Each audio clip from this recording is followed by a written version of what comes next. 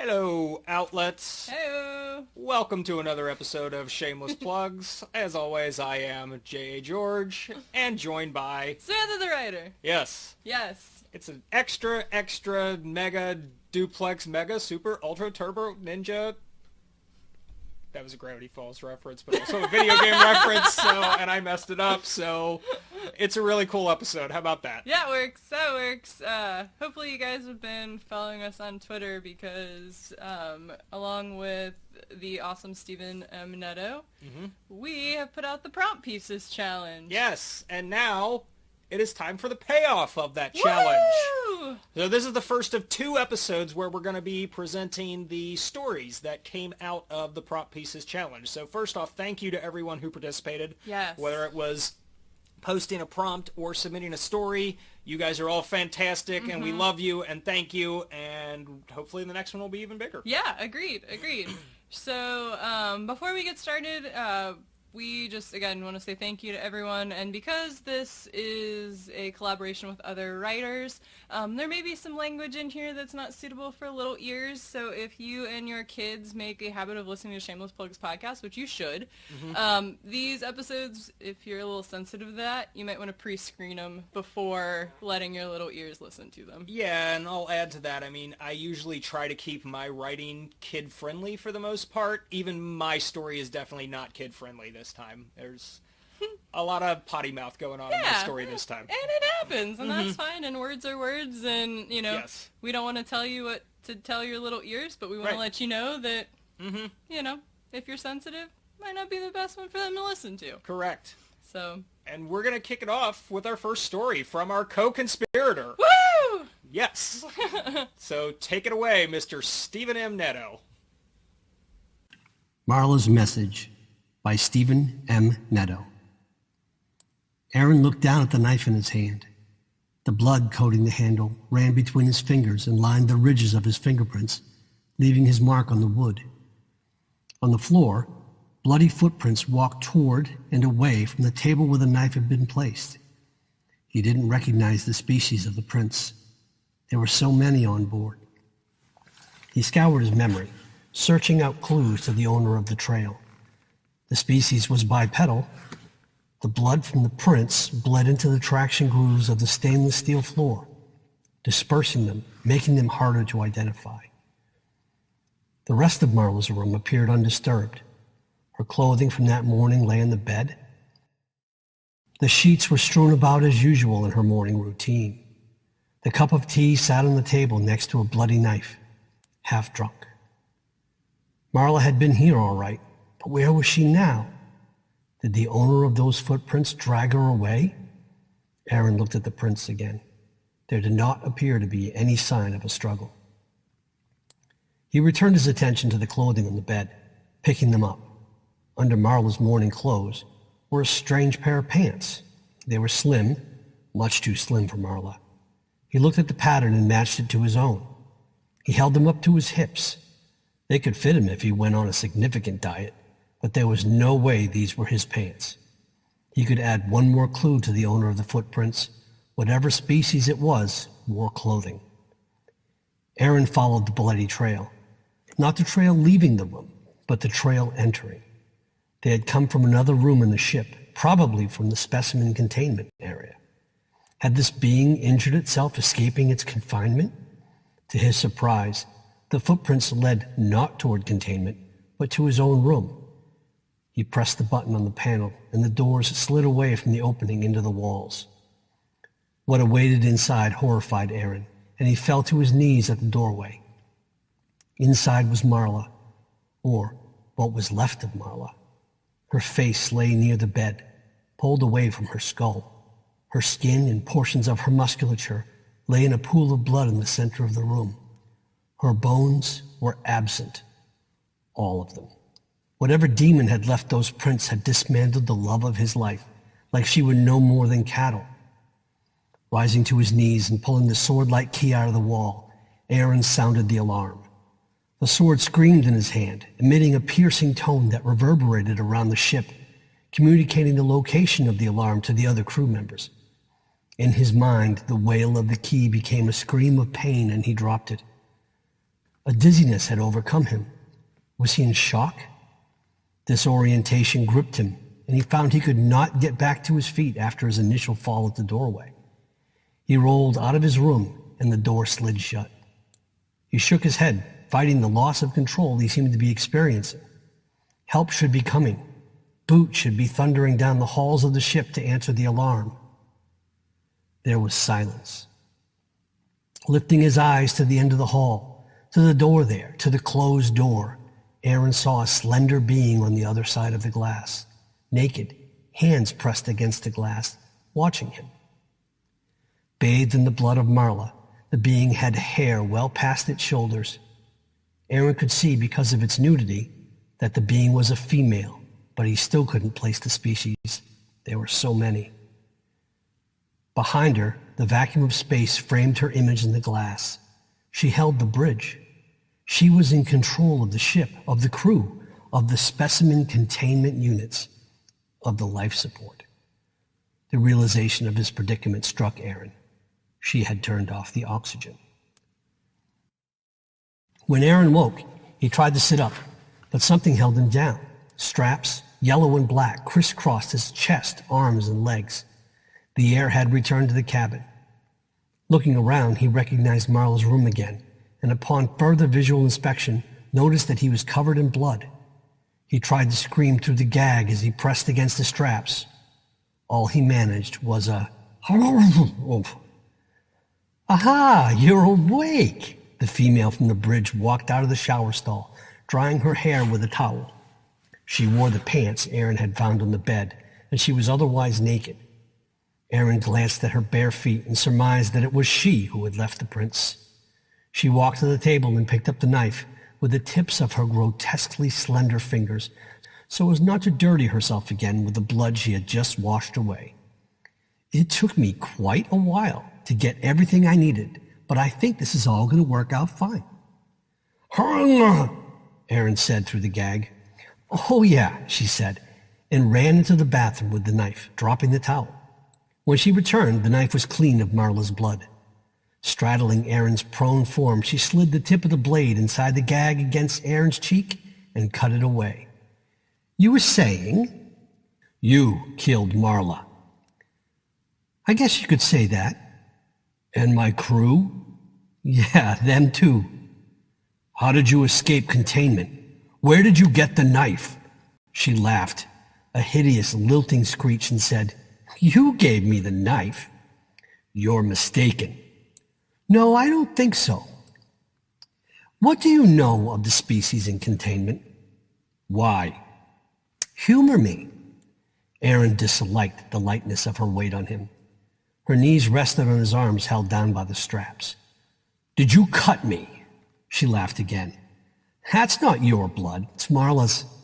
I was still pretty gory when I dragged you in here." Aaron struggled again, but the straps held firm. "What do you know of the species in containment?" she asked again. Aaron relented, hoping she would lower her guard and an opportunity to escape would prevent itself. "They're simple. None so far advanced as we. And the lack of advanced technologies means they are inferior and can therefore be corralled like sheep whenever the need arises. The Creator made us and gave us the universe to do with as we see fit." "Can you clone beings?" "Why would one?" She slid the knife along his nose. "If I were to cut this off, could you grow another one in its place?" "Of course we can. We've had that technology for more than a century." "Us too." "Impossible." "Oh no, completely possible. We can grow more than our own flesh. We can grow yours too." "You trying to bargain with me, a captain?" Aaron felt disgusted at the thought of an alliance with any other race, no matter what planet they originated from. "Sometimes," she mused, playing with the knife against his neck, "we can be very original. In fact, the last thing we grew was a costume." "You're inferior." "And you snore." She spat back. She waited for him to understand the comment, and seeing the truth revealed in his eyes, she continued. She winked at him, resting the knife edge against Aaron's neck, and said, We're using you and this ship as an example. With all of her strength, she clamped a hand over his mouth and drove the knife into the gray skin of his neck, watching the terror in his eyes as he struggled against her and the restraints. As his body relaxed to his fate, she brought her lips close to his ear and whispered, "You should have thought twice about visiting Earth." And our next story comes to us. Hi, Samantha the announcer. What are you going to do? It comes to us from Stephen Coughlin, and it is called Cold Vengeance. Hope you enjoy it. There is a strange woman at the window, waving, knocking, rap, tap, tap. I look away, out the other door's glass, and into the infinite vacuum of space. The stars, innumerable, incalculable. The timer's countdown is loud in my ears. Explosive decompression in T-minus. I ignore it and reach for the closest spacesuit and begin to struggle my way into them. These are not my pants, but they will fit. These are not my boots, but I managed to squeeze them on. Where is my wife? She had been missing since we were invaded, since I awoke, bound and gagged, facing a mysterious foe and their bloodied knife. 5, 4. My gloves lock into place and I pull my helmet on. 0. The last vowel was drowned out by the violent explosion of air rushing past, sucking me into the void. My helmet is not locked in place, and the atmosphere within is sucked away. Air, precious air, how I miss it.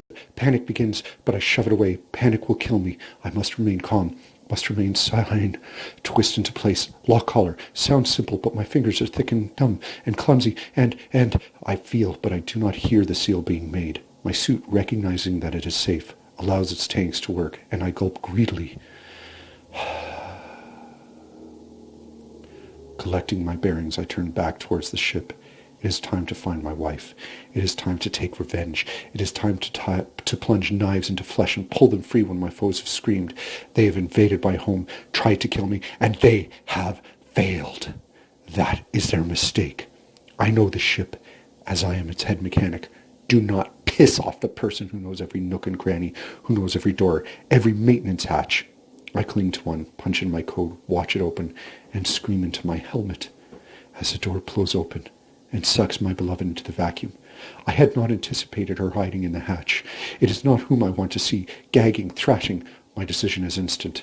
I tether on my belt. Its grapple, sharp, pierces her legs, draws taut, halts her escape. Seconds matter, precious instants. I draw her into the hatch, close it, seal it, fill it with air, remove my helmet, place my ear to cold and frozen breast, and hear a heartbeat.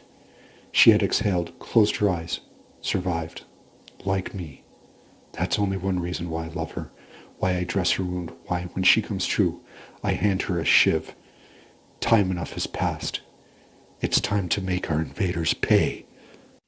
Story the next is by Garen Whited. Yes, I believe I said that correctly. If not, I'm sorry, Garen. But anyway, your story's up next. Yay! Frank woke up to the wails of the damned and the screaming of tormented souls. He struggled up through blankets, swimming through the blackness of sleep, seeking air, precious air. Gasping, he rolled bodily from the mattress to the floor and fought his way free. All the while, the screaming noise stabbed his ears, penetrated his brain, and turned his hangover into an adventure filled with laughing demons. Frank sat up finally and pressed the heels of his hands against his eyes. Bright flashes arced through his vision. After a moment of sincere groaning and some insincere promises to change, he searched for clothes. Socks, yes. Underwear, yes, in various states of cleanliness. A shirt or 6, all black, all alike. But the pants? Frank had them halfway on before realizing, these are not my pants. They were several sizes too small and oddly cut. The legs were far too skinny and short. Wait a minute. These are women's pants. Why do I have a woman's pants in my bedroom? More importantly, what woman? And what is that damned wailing? Frank searched again, discovered jeans that fit, and shortly thereafter emerged from the darkness of his bedroom.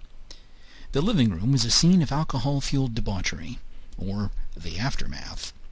overflowing ashtrays, litter, empty bottles, scattered dishes, and Ted. Ted was wide awake and smiling as Frank staggered against the corner. The hellish noise stopped as Ted raised a hand in greeting. "Morning. Well, morning-ish. I thought you were going to sleep all day." "Why?" Frank asked, rasping a bit. "Do you have a harpy-infested accordion screeching in my living room?" "It doesn't have a harpy in it." "Possessed by the spirits of the justly damned? My accordion isn't possessed," Ted insisted defensively. "It always sounds like that." "Even when I purify it by fire?" Ted hurriedly put the accordion in its case.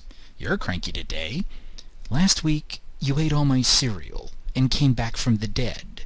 Today I have a hangover and you're playing the, according to you, not possessed accordion in my living room. I was only waiting for you to wake up." Frank shuffled to the kitchen and checked for cereal. Gone again, along with the milk. A bowl with the remnants of both sat on the top of the pile of dishes in the sink. "Remind me why we're friends again?" "Because we've been through so much together, and we party." "So I see." Frank opened cupboards and searched some more. Bread, toast, butter, yes. 3-day-old fried chicken, frozen waffles. Jelly, raspberry. Why do I even have this? I hate raspberry jelly. "Where's my peanut butter?" "In the pantry." Frank opened the pantry and found a desiccated corpse nailed to the back wall. An ornate hilt protruded from the chest. He moved one of the arms out of the way and recovered the peanut butter. "Hey!" Frank sighed and turned to the corpse. "What?" "Aren't you going to get me out of here?" "You're not going to like it." "I don't want to be bound to a pantry forever either." "Suit yourself." Frank pulled the sword free, then dropped it as it screamed in pain. A crackle of energy rippled along the blade as it emerged from the corpse. The soul of the dead man, imprisoned in the blade, came loose and disappeared into whatever afterlife wanted it. "Frank?" "Yeah, Ted?" "You shouldn't leave the sword lying there." "First off, I haven't had my breakfast. I don't do dead people until after breakfast. Second, it's an Inquisition blade, not really a sword, and it's mine. I'll leave it in the television if it suits me. And third, I still have a hangover. You are not helping." "I'll shut up," Ted assured him. Frank set about making a rudimentary breakfast heavy on the medication. Ted said nothing until Frank swept an area clear on the kitchen table and sat down with the food. "One more thing, though. There's a strange woman at the window. Any idea what she wants?" "Probably her pants," Frank grumbled around a mouthful of buttered toast. He closed his eyes and tried to focus on eating. It helped the pills go down. Ted opened the door. Frank opened his eyes and turned to look. Framed in it was Mrs. Penlod, the last person he wanted to see. She towered nearly 6.5 feet, all of it slender and smooth and perfect, even to the large eyes, the pointed ears, and the elegant hair. "Good afternoon, Mrs. Penlod," Ted offered. "Won't you come in?" "I think not," she sniffed. "I only came to deliver a message. I would have called, but your phone is out of order, as is your doorbell, I might add." She sneered around the room. "Among other things." Frank ignored this and continued to eat. "Well, Mrs. Penlod," Ted continued, "I'm glad you could stop by. What's the message?" "My daughter, Lily, will not be seeing that man." She pointed at Frank to leave no doubt as to which human she meant. "Ever again. Not after what he did last night." "What was that, Mrs. Penlod?" "He knows." She turned on a heel and huffed away like an indignant cloud. Ted shut the door. "Weird." "Yeah, gotta say, did not see this news coming." "Me either. You were here all night, and I didn't see Lily. Think she heard you were fooling around?" "Was I?" "You said something about a lady looking for her pants." "Found 'em in the bedroom." "Reasonable. What are we going to do?" Ted asked. "Well, you're supposed to be dead, so it's tricky for you to show your face." "I've got a new identity," Ted insisted. "Does that mean von Lederman doesn't want to peel the skin off you?" Ted trailed off, embarrassed. "Yeah, well, he kinda does." "Thought so. He's got one hell of a long memory. Now, Shut up and stay shut up until I get out of the shower. What about—" Frank leaned down, made a long arm, and fetched the Inquisition blade from the floor. He slapped the flat of it down on the kitchen table, breaking a plate and rattling everything else. Ted shut up and waited. After a scratch breakfast, plenty of medication, hot and cold running showers, a bit of screaming, and a change of clothes, Frank felt much more human. He emerged from the bathroom with slightly more optimism than before. "Can I talk now?" Ted asked. Frank's lips thinned, but he nodded. "What's on for today?" "I was thinking I'd burn the place down and start over, but I decided on recruiting you to clean it."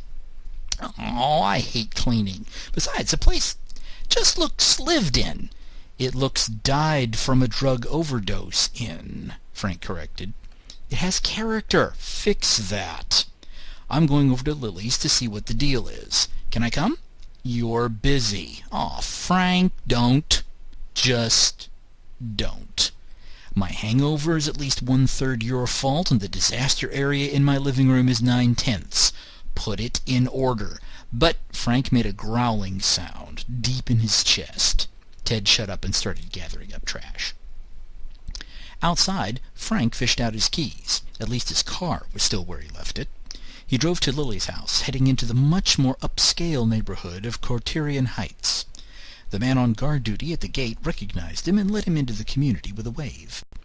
Frank parked on the circle drive and got out. The white horse, lightly cropping at the grass, ignored him as per their agreement. Frank returned the favor and headed up to the front door. He pushed it inward and called out. No one answered. He called out again as he moved through the house, boots soundless on the thick carpet. Living room, parlor, game room, television room, dining room, kitchen, back porch. Upstairs he called again, heading for Lily's bedroom. The door stood open, revealing a bloody knife stuck in the frame. From the angle it looked as though someone threw it there. Knowing Lily, she threw it as someone ducked aside. If the frame hadn't been there, it would have been in someone's head. Frank, recognizing the potential danger to his own head, stood aside and pushed the door all the way open with one hand. Nothing came out. "Lily? It's me. It's Frank." No answer. Frank bobbed his head around the frame, only for an instant. The room was a shambles. Everything was in disarray, thrown about, slashed, or bloody. Frank took a longer look before entering. No one was there, not even under the canopied bed or in the attached bathroom. Lily was gone. Frank pondered for a moment. If Mrs. Penlod thought Frank did something, then she would doubtless make trouble. Calling the police would get her involved instantly. They would have to be notified, nevertheless. On the other hand, there might be a narrow window of time. Frank picked up the house phone and dialed. A moment later there was a click. "Gideon Frost, private investigator." "Gideon?" "It's Frank." "Hey, Frank. Long time no see." "I know, sorry. Been something of a lone wolf for a while." "I understand. I don't have anything at the moment that needs your talents." "I didn't call about a job, Gideon. Not about getting one. I think I have one, needing your talents." "Oh, do you now? Tell me more." "You know the lady I'm dating? Lily? 6'3", thin, pointed ears, amber-colored eyes? That's her. She's missing. I'm in her place, and there's signs of a struggle. I'll be right there." Click. All right, so we are going to finish off today's episode with my story. Delph warned me not to get involved with Cassie. He told me she'd get me locked up in an Urson prison or stranded on some lifeless rock, staring so far down the business end of a Venatisi I'd be looking at its kidneys. Doomsday Delph's best-case scenario was she'd stick me with a needle full of lupus and leave me heaving out my own Vulpecula. I didn't bother arguing. We both knew I wasn't going to listen. Also, why bother arguing with overweight Eeyore when I could be coming up with a logo for my next band, Needle Full of Lupus? So 3 months later, when I got locked up in an Urson jail cell, the absolute last person I wanted to call was Daddy Delph. But this far out in the Berenices, the only other people who'd be willing to saddle up when I yelled Geronimo wouldn't be coughing up bail money. After I got my stuff back, I stepped out into the lobby to find Delph waiting for me with his midsection straddling a bench and his hands folded over his immense front stomach. 2 of his eyes were closed, but the third swiveled around on its stalk, monitoring its surroundings like a meth addict with a welfare check. When it spotted me, his front legs loped forward. His middle belly slopped free from the bench and swayed beneath him as all 4 hind legs skittered over the bench. "Did they harm you?" he asked as his food hole came within an inch of my mouth. I swear I will never get used to antlion etiquette. "Nah," I replied as I took a step back. None of those Ursies had ever seen a human before. Too scared of catching man germs to come anywhere near me. "That is good, but you did not listen. You would not have been incarcerated if you had listened." "Nope." "But this is done. Cassie is now deceased. She cannot beguile you again." "Cassie's not dead." "Come on, Delph, you know her better than that." Delph's upper torso bent into an S as his face pulled away from me. Classic antlion body language for confusion. "You were arrested for murder. I know that you would not do this thing, and I would not provide the money to liberate you if I believed otherwise, but you would not have been arrested if she remained alive." "Nah, she faked it," I replied. "There was no body?" "Nah, she faked it," I repeated. At this point, Delph's antennae started twitching, as frantic as I'd ever seen them. Delph's got his flaws, one of them being his soft spot for me. "They cannot arrest you without significant proof. The legal system will collapse if beings face incarceration without substantial evidence of guilt." I grabbed him by the top half of one of his upper pair of arms and started guiding him to the exit before he stormed the intake guard and tried to force him to fix the system all by himself. She set me up, Delph." "Why would she do this? Did you try to pawn her belongings too? Is she now unhinged?" "Now unhinged? That bitch had more issues than a publishing company the day I met her." "I do not understand you, Leo. Why do you seek to become entangled with one you believe is not sane?" We were outside now. All 3 sons had lined up for some giant asshole kid's magnifying class, so the 4... magnifying glass, that is.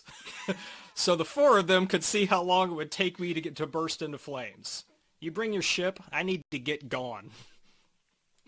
"You must stay within atmospheric boundaries until the tribunal reviews your case. It is one of the terms of your release." "Delph, I just need a drink or something, food. Take me anywhere that isn't south of hell in August, right now." Delph inclined his torso toward the parking lot. "My ship is this way. You will tell me what happened." I knew he meant it as a statement of fact, not a command, but god damn it, I will never get used to antlion etiquette. Antlions aren't built like humans, and neither are their ships. I won't get used to that either. I wasn't about to plop down on a bench with my knees jacked into my chin, so I opted to hunch over and stay on my feet. So 2 days ago, I stumbled home from the best Lyran night of my life, ended up winning like 800 serpents, so I was feeling pretty good. Walked into the front door, found a trail of Cassie's clothes, all the way down to the underdrawers. I figured she was feeling pretty good too, and my night was about to get a lot better. "You expected to have intercourse?" I groaned audibly. Yes, Delph, I expected to have intercourse. Until I saw the spots on the floor.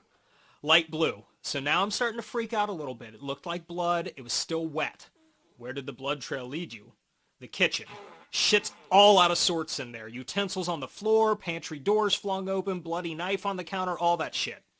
The place looks like a goddamn murder scene. And that's when I noticed it. There was a sword. I shit you not, a fucking sword stuck in the wall. I still do not understand how you know Cassie is not deceased. God damn it, Delph, let me tell the story. I'm getting there. So I pull the damn thing out of the wall, and it starts screaming its head off. And of course, that's right when the door opens. Ah, Cassie, that is how you know. No, it was not Cassie! It was Detective Draco Dipshit. How do you not know by now it was going to be Detective Dipshit? Every damn story ends with Detective Dipshit anymore. There is no Detective Dipshit within the Urson system. Do you mean Detective First Class Draco Eridanos? Yeah, like I said, Detective Dipshit. You going to keep interrupting with questions you already know the answer to, or you going to let me finish my goddamn story? I wish to hear the conclusion of the story. I still do not know how you can be sure Cassie is not deceased. By this point, we were whizzing through the Auriga district. Go faster, I said. Anyway, so Dipshit tells me to drop the weapon, and I get my hands up, so I do. And as soon as I drop the sword, it starts yelling for help. Officer, get him away from me. He killed her. He tried to use me to kill her. The sword was confused, Delph said. No, the sword was a liar. What do you expect from a sing blade? Every last one of them was an asshole. Guarantee you Cassie put the little bastard up to it. You cannot generalize like this, Leo. No whole race is made up entirely of assholes. If I had listened to antlian opinions of humans, I would have left you for dead when I found you. Yeah, whatever. So dipshit hears this, and he's as happy as a Doberman munching on top sirloin. Tells the goon squad to cuff me. Tells me I'm under arrest for the murder of Cassandori Camalopardalis. I tell him I just got there and found the room like that. He pulls a pair of pants out from behind his back, covered in blood. He says they got to them before I could finish burning the evidence, and sure enough, the goddamn things are still smoldering. But you told him of the Lyran parlor. You gave him your alibi. And of course I didn't. Nobody in that place was going to vouch for me. No way they'd risk getting arrested or give up the location of a Lyran parlor run by the Octans. Not for my pink ass. But I did tell him no way those were my pants. You could fit 3 of me in those things. They were Fornax size, for God's sake. But you were still arrested. Surely this was enough evidence to free you, Delph said, his antennae twitching again. Not for dipshit. You're finally going to prison, he said. I've got you this time. 5 years at least. Now, by the way, for any humans who are listening to this story, who are thinking 5 years in bail sounds pretty light for murder, you gotta understand that for a society that's centered completely around reincarnation, murder isn't nearly as serious a crime to them as it is to us. So Delph's eye stalk started swinging back and forth solemnly at this point. 5 years. In 5 years, you would be as withered as your people's raisins. A veritable lifetime. Yeah, not really, I replied. Please, I said. No way you pin this on me. At that point, dipshit got right in my face. His suckers were actually touching my lips. So I held my breath, and he just kept talking, taking his victory lap. You think you're a genius. You think I can't touch you, but I've got you. No wriggling your slimy little self free this time. I have your pants. I have the weapon. He pulled his face away from mine and picked up the knife from the counter. I took the opportunity to gulp in as much precious air as I could. Cassie's hair was on the knife. All the evidence you have provided thus far indicates she is deceased. God damn it, Delph. Shit, I am telling you, she's alive. Let me finish. Delph was setting the ship down by Triangulum and Tangulum now. Good choice. I could practically taste their horologium and move closer to the door. So dipshit asked me, you know what that makes you look like? So I responded with, no, but it's got to be better than what you got going on. You look like your face got fucked by a knife. He didn't like that. My stomach didn't like any of the 4 fists that ended up in it next. He assaulted you? Delph asked. That is an unwarranted use of physical force. Calm down, I replied. I'm fine. Anyway, so he loads me in the back of his transport, and as we're taking off, I look up at the window. It's like, I don't know, like 3 floors up or something. And there was a woman standing there, staring at us. An Octans, I figured, since no part of her was exposed. But then I noticed her head cover. It was stained. It was still wet. It was actually dripping, in fact. And it was blood. And it was blue blood. You must be mistaken, Leo. Octans do not have blue blood. Exactly, Delph! It was Cassie! That's how I know she's alive. That's how I know she set me up. She wanted to make sure I got caught, but she couldn't afford to be seen. Pretending to be an Octans was the perfect disguise. No cop was going to ask her to remove her head cover. Not a chance. She is cunning, but your trial will find you innocent, and you will go on free from her influence. Nah, I gotta find her. But why? Because she tried to ruin my life. She wanted them to lock me up for murder. So, now, I'm gonna give them a reason to. That's it! That's our episode, everyone! Yay! So the first Prompt Pieces episode. Yes, Yeah. first Prompt Pieces episode. Hope you guys liked the stories. Hope you guys had fun with the challenge. And come back next week. Next week? Oh my gosh, are we doing Yeah, back-to-back episodes? back-to-back weeks. Come back next week for the next round of stories. Woohoo! Until then, outlets. All right, bye everyone. Thanks. Bye.